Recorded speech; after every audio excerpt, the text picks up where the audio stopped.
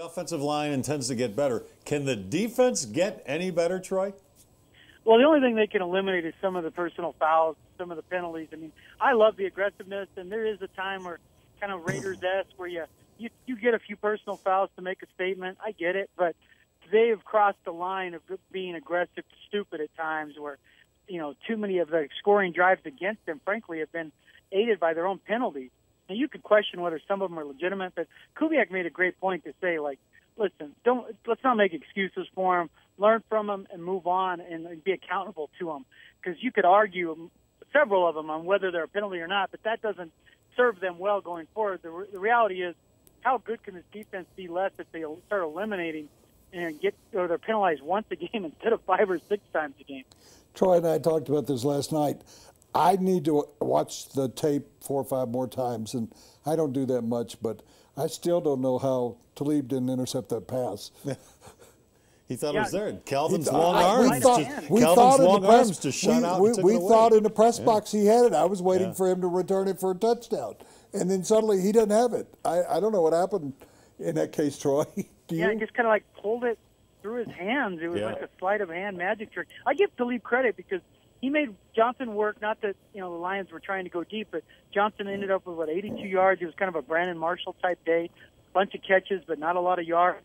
And when Talib got beat, he still came back and made a couple of big plays late, and he blocked an extra point. That's a great characteristic to have in a Pro Bowler who's just constantly competing and not, I gave up mine, I didn't have a perfect game.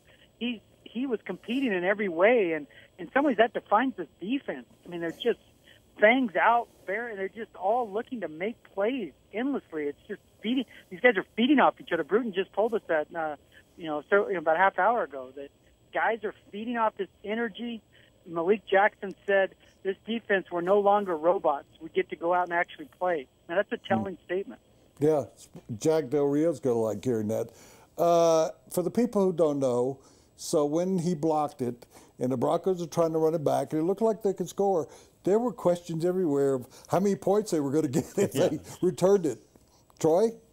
2 points, and he returned it. Just like the college game. But there were people thinking, well, is it 1? Is it 2? I mean, there was a lot of debate because we haven't really seen that in the from that kick this year where there was a guy who actually had because that's never happened in the history of the NFL, has it? Yeah, based on the number of reviews we had last night, I figured if he had scored, they would just review it and just pick out a random number through bingo on how many points he got. It's just a bizarre, odd game of overturned calls and weird penalties. But Karras told me, Woody, that he cramped up a little bit because I was giving him a hard time on why he didn't score, and he said he was just gassed that his legs cramped up a little bit on that because he thought he should have scored as well.